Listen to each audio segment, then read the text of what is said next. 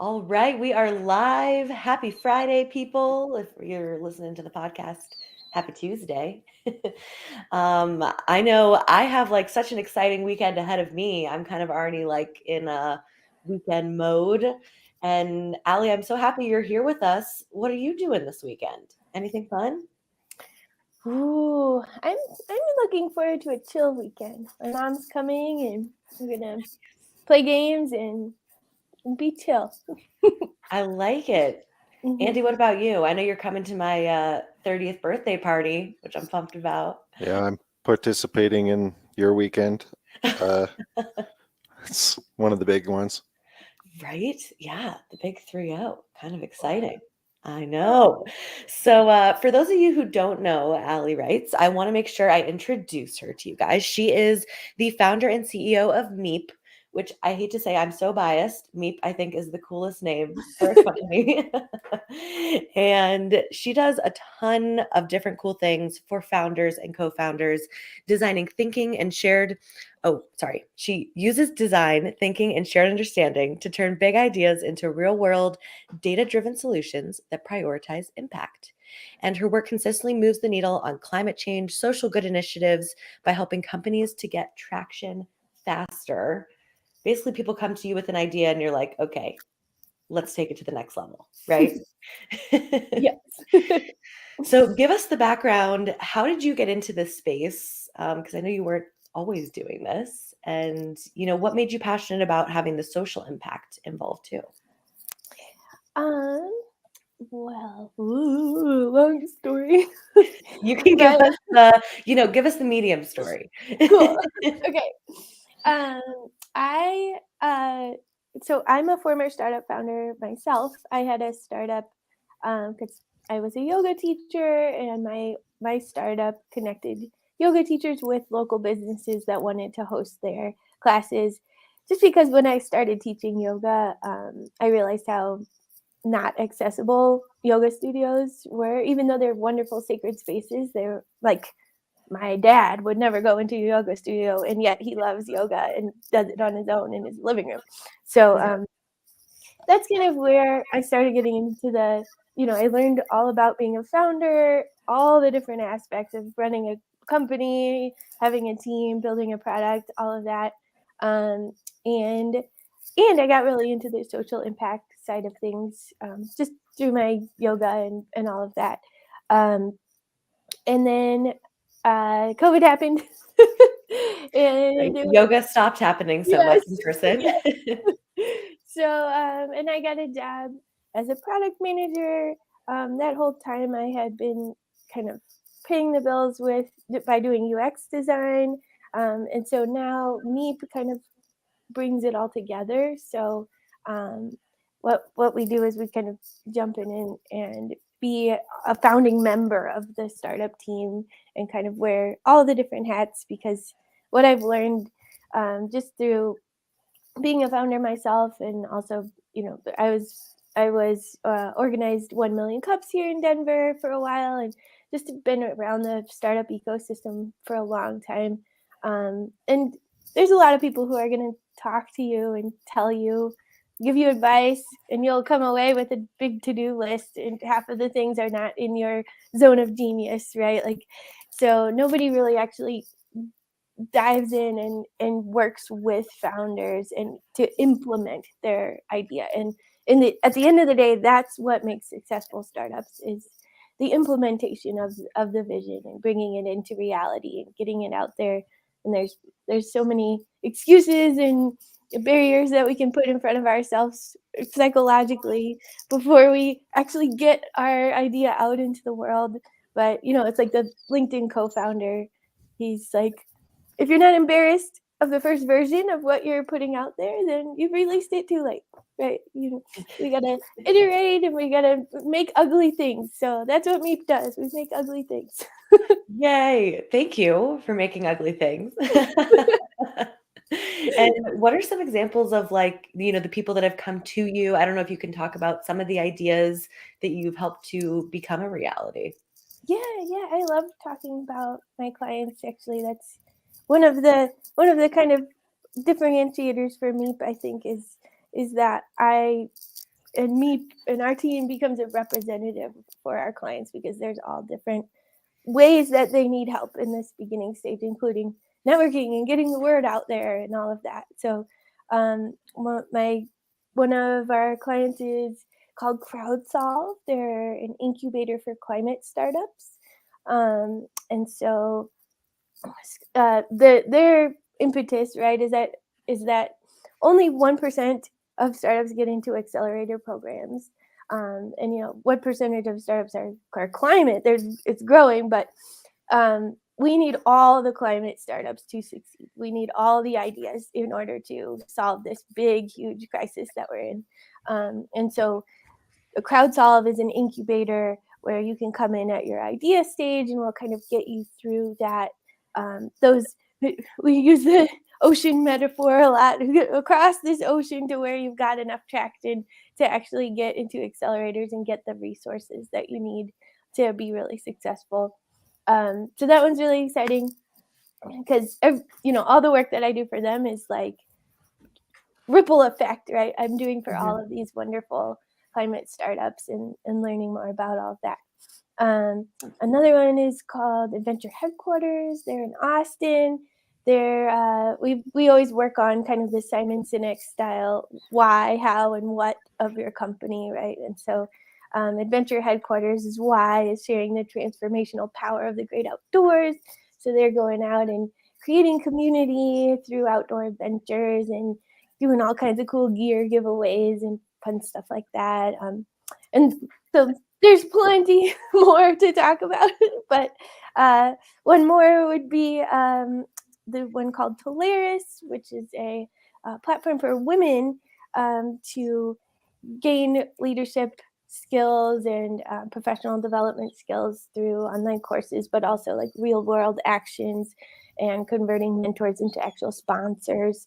So like in a meeting, having a mentor actually speak up for you and things like that. So that's that why of Polaris is fixing that broken rung problem, right? Where there are not enough women in leadership roles. And that starts down at the managerial kind of level, getting those initial promotions. So, Awesome. so yeah, a swath of super fun projects going on. Right. Sounds like a lot of people we need to have on the live stream next. Yes, definitely. Okay, Andy, now's your time to shine. He always has the best questions on the stream.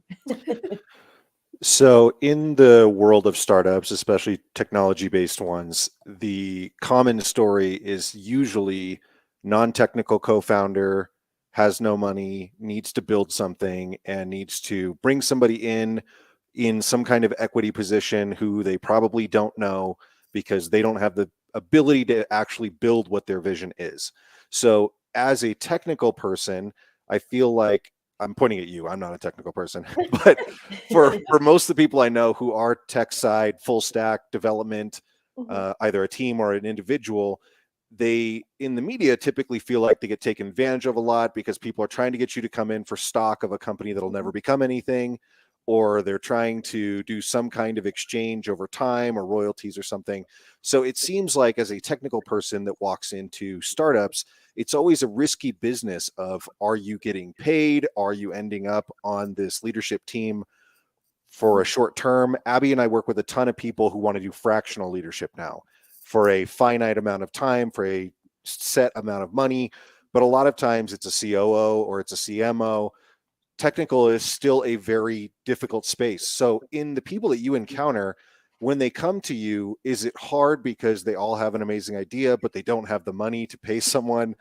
And the relationship between hiring developers on staff versus bringing someone in like you, I guess maybe that's a good place to start. Why would they hire you versus bringing in developers on staff?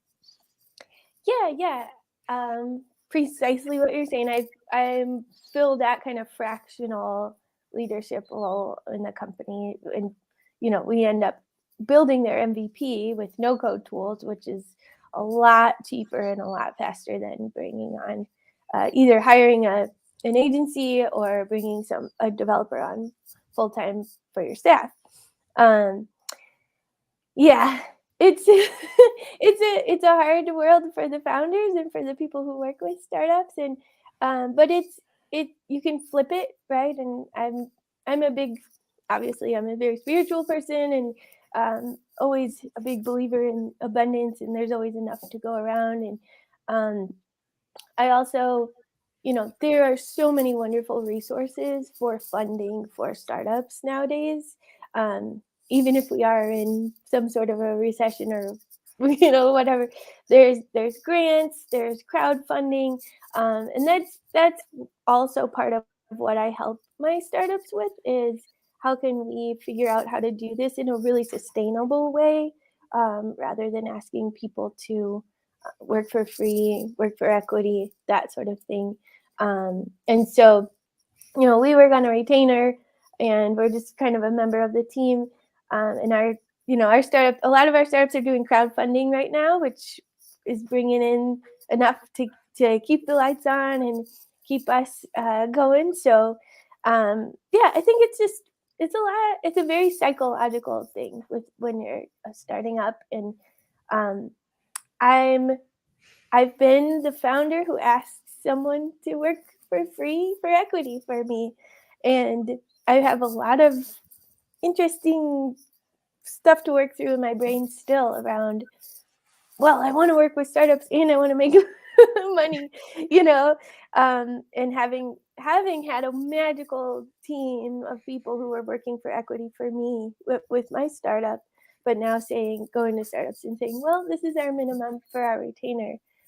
But I have found that when startups are the kind of people who look at the resources and implement that and raise money for their startup, um, then however they end up doing it, um, then those startups are, you know, they're going somewhere. They're really doing great. So So I guess a logical question then is if you work primarily with people that are pre-investment developing their minimum viable product, how do you find them or how do they find you? Because it's like entrepreneur with a great idea, Googling what's my next step.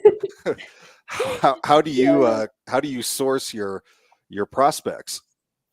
I have a pretty good network just from being a founder myself and being so involved. Well, pretty much all of our work has come through referrals up till now, and I'm super excited to be part of Founderist and to be connected with Abby, Totally. and so that is my pretty much core strategy is just nurturing those referral pipelines. And there's wonderful people out there who know what I do and are talking to founders every day, talking to people with ideas, part of government programs for very early stage ideation. And so just being intentional about um, that specific target market that I have, and nurturing those relationships with the people who are all like supporting those people. The other thing that's been really helpful, which is at first seemed kind of counterintuitive, is my focus on climate and social impact and minority owned companies has actually opened up a lot of opportunities, rather than limiting what's out there. So I've been kind of on a psychological learning journey through that, of being like turning down work if it doesn't actually align with those values, ends up opening up many more opportunities. So Right. I think it's good when you like have that niche. When you're too broad, you're like, oh my God, wait, I don't know how to target the people that I want to target. But I think having that specific thing in mind, I think is Mhm. key and probably something I would guess that you maybe work with some of these startups on too. Yes, exactly. So, Yeah. what have been, some of the challenges? I know it hasn't been a year yet, right, of MEEP. So, what have been some of the challenges in the first year? I feel like it's always important to share these because I think sometimes we think we're alone in our business Mm. challenges, but I mean, come on, we all got them.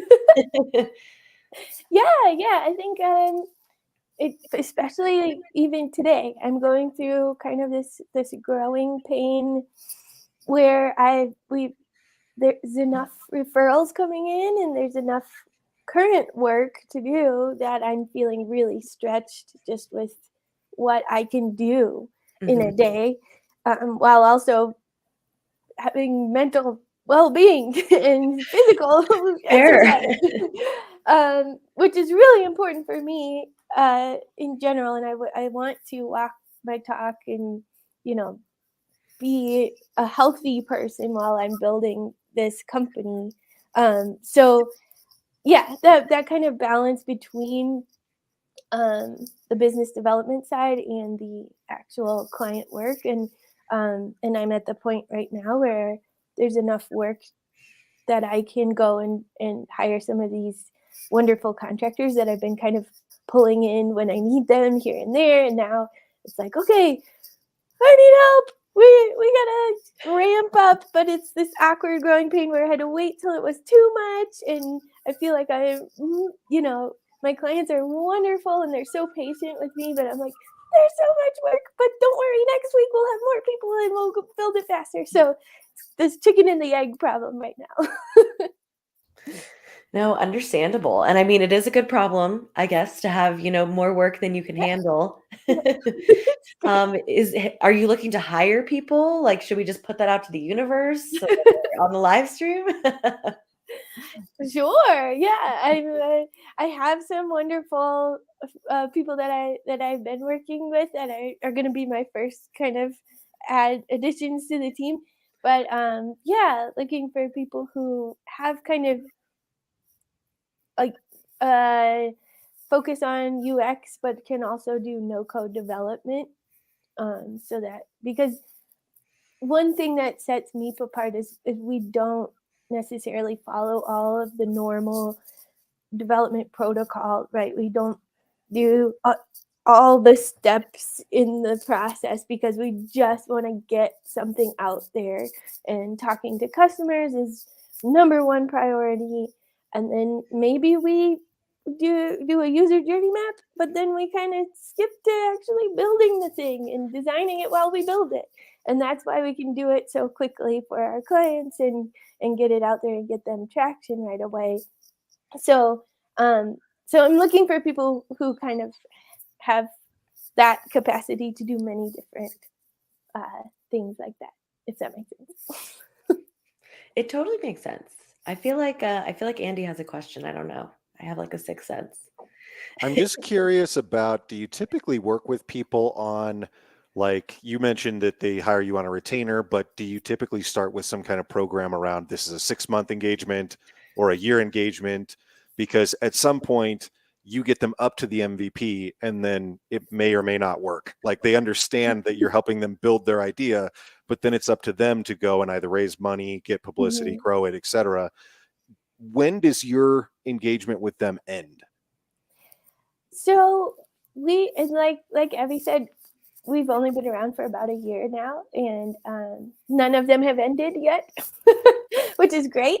Um, I the goal of our initial engagement, right, is to understand the why of the company, to get them their minimum viable business up and running. Like we do minimum viable branding for them, and then that a little bit of design, and then building the MVP. And our goal is to be able to track enough user engagement data to be able to say, like you're saying, either yay, people find this valuable, we've got our product market fit, right, we've got, this percentage of the users on the app come back every week, and so we always build in that tracking mechanism to understand those metrics later. Or second option is like you're saying, oh man, nobody's using it, why not? And then we go back to the drawing board, and the statistics say that the most successful companies have pivoted once or twice, no more, no less than that, right? But pivoting once means you're getting yourself into that category of companies who actually listen to their customers and make change. So that usually takes about 5 or 6 months for us to get through that process of building, launching, going through that with them. And then we have partnerships with development agencies, and we kind of stay on as the product tech team member, leadership team, and then hire those agencies through us and help with that transition from no code into the fully coded version once we know exactly what needs to be built, which saves a ton of like time and money. So I have one more thought before Abby sticks the landing here.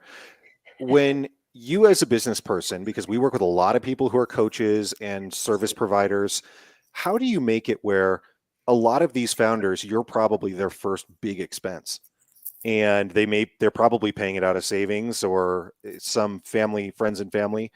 How do you keep yourself compartmentalized where you don't feel emotionally responsible for it succeeding? Because many of them won't, and you're just validating their idea at the end of the day, and it may be going on to the next one. But I know a lot of people, I do similar work to you in the food and beverage industry, and I feel like if I can get this person a huge contract in Whole Foods, then I'll pay for myself. But that's not my responsibility. The responsibility is getting them from idea to commerce, right? Yeah, I mean, there's a question. What is the responsibility? And I do end up wearing a lot of hats on the team, and it is hard. It's hard not to feel that pressure. My favorite part about what I do is being in it with them at the beginning, right? And whatever, I almost sometimes feel like a coach because it's whatever we're going through at this time is what we are focusing on, and sometimes building out all the product features we agreed on is the highest priority, and sometimes we need to shift to Meep using our design skills to help them revise their pitch deck so that they can go and do their crowdfunding campaign or whatever that means. So yeah, it's a fine line.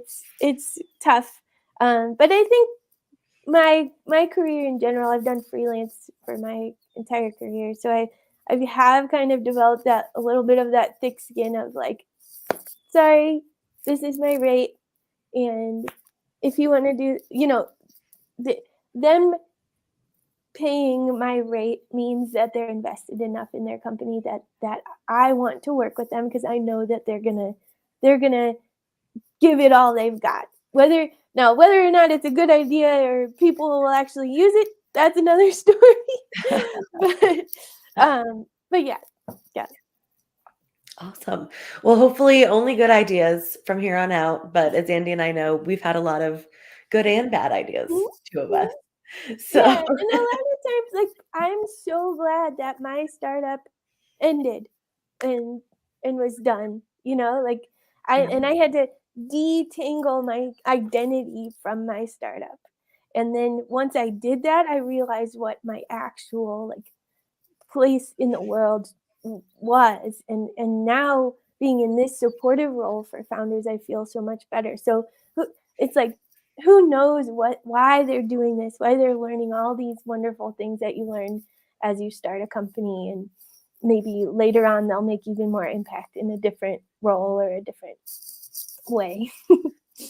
it's a really good point. I feel like it's almost like relationships. It's like all of them in your life serve a purpose, even if they don't work out. Same with businesses that we start. Because I mean, I don't think we meet any entrepreneur that's like, oh yeah, I only did one and it's been going great for like 5 years.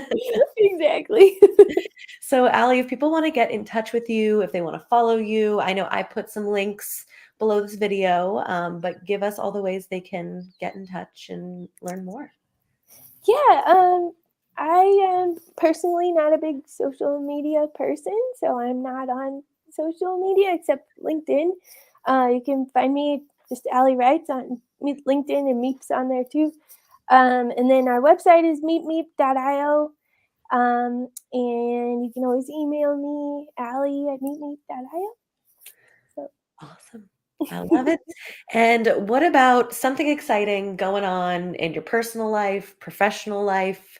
We always like to end with something that is exciting going on for you at the moment. oh man, I think it's this new interesting challenge I have of it's not just me anymore. It's going to be more of an agency type vibe, or and so crossing that threshold of like the way that I got to this point is not the way I'm going to get to the next level. So that's Awesome. exciting for me. Well, thank you for joining us. This was so fun to have you on. And go head over to meetmeep.io. I just want to say meet meep all the time. Yay! So have a great day, everybody. Thanks, guys.